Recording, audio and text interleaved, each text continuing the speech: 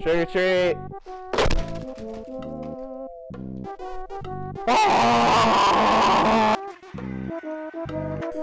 Ah, man, I finally can't wait to play this on the channel, and it's gonna be so fun. It's gonna be... Wait a second.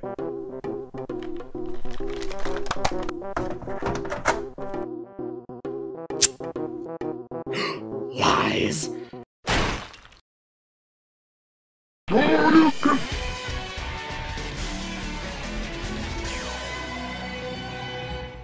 Another Halloween, another spoopy game.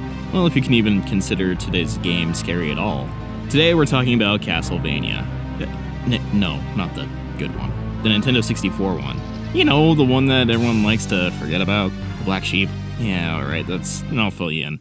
Back in the day, a lot of video games were trying to make the jump to 3D, and while a lot of memorable characters made the jump quite well, there were others who completely stumbled or failed altogether. And this wasn't an uncommon thing. 3D video games were still very much in their infancy. I mean, there's been fake 3D games that have been around for almost as long as video games have been around, but I'm talking about fully rendered 3D. A lot of developers struggled to cope with the new technology, but after a few years, most everyone caught on as to what the standard was. Konami didn't by any means hit the nail on the head. They didn't completely miss it, but more like bent it.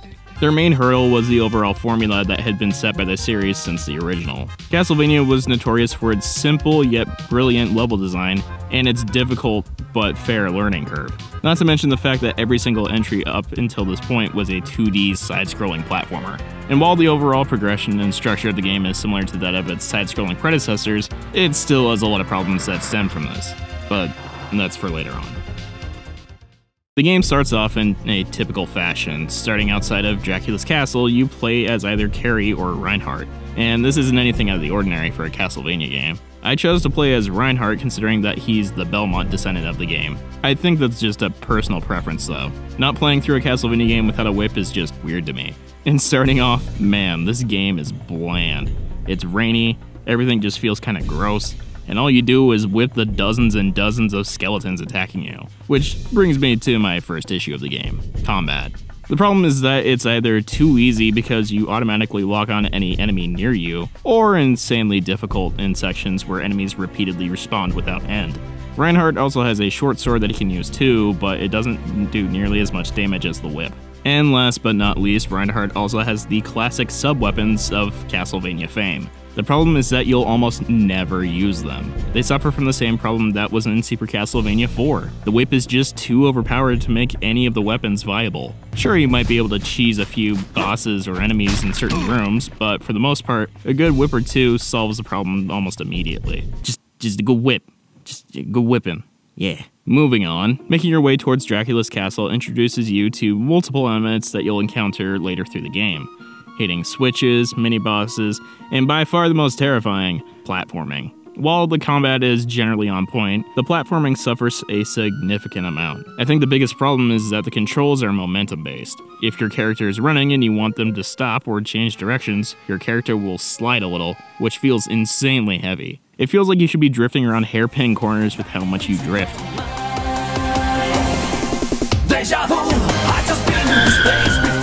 Where was I?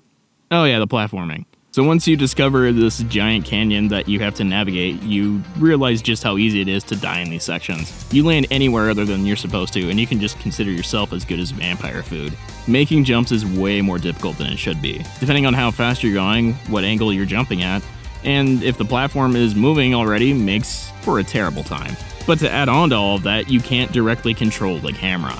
It feels like this thing is always trying to fight you. Making leaps of faith never ends well in this game.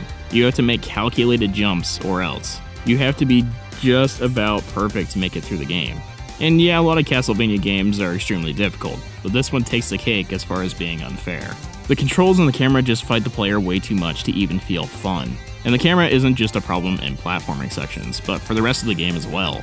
I can't tell you how many times I would just run away from enemies because I couldn't tell where they were coming from, just have them stab me in the back from out of nowhere. I think the only time it ever really helps is on a couple of boss encounters, but there aren't nearly enough in the game to excuse how bad it is for the rest of it. And speaking of bosses, this giant fucking skeleton, he has other skeletons that are riding motorcycles, and this game takes place in 1852. The first one wasn't made until 1894. But you know, if Konami got anything right out of this game, it's the music, and sometimes the lack thereof. I mean, some people have argued that this game's music isn't all that great and that there should be more in the game, but sometimes it really just doesn't feel like there needs to be any. I don't know, maybe that's just me, but I don't mind it. But when there is music, it generally fits the theme of a classic Castlevania tune.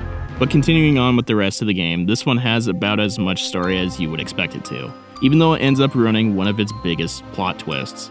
Throughout the game, you'll meet multiple characters inside the castle. In Reinhardt's story, I ended up meeting the self-proclaimed best vampire hunter in the world, a demon salesman who acts as a shop, a vampire named Rosa that Reinhardt seems to have an interest in, if you know what I mean, and a little boy named Malice. I mean, did they really have to be so on the nose with the name? Like really, that's like naming a character that's supposed to betray you later, Benedict. I mean, even the bad endings of this game are like, this kid is freaking evil, man. Don't trust him. But lucky enough for me, I didn't have to play through the game again because I got the good ending on the first time around. Oh yeah, probably should have mentioned that there's multiple endings, much like the better game before it, Symphony of the Night. It seems like between the two characters' endings, the bad ones just allude to the fact that Malice is evil, and probably Dracula, while the good endings are just that. Good. What really did catch me off guard though was that the Dracula you see earlier in the game is an imposter, or rather a caretaker, while Dracula gains his power in the form of Malice's body. I mean, you still have to kill them both, but I definitely won't deny that the final boss fight is pretty frickin' epic. I mean, it's Dracula's last form after all. And after all that, you have the choice to play the game over again with the other character. But honestly, I think one playthrough was enough for me. What really irks me though was that there was another Castlevania released on the 64 in the same year. Castlevania Legacy of Darkness, which I guess is supposed to be some sort of prequel to the previous game. But the thing is that as soon as you beat it, you can just play through a skimmed down version of the original game. Like honestly, Konami, could you just waited a few more months to let this baby cook in the oven? But regardless, neither of these games had me wanting to dive back into them, and I don't plan to anytime soon. And sadly, I don't think Konami would ever bring the Castlevania series fully into the third dimension successfully. The best of these 3D games is probably being the first Lords of Shadow, but it feels more like a hack and slash if anything. All in all, I think it's best that if any more Castlevania games are made, it'd be best to stick to the Metroidvania format. Either that or just wait for Koji Igarashi's Bloodstained, which I'm sure will be pretty great.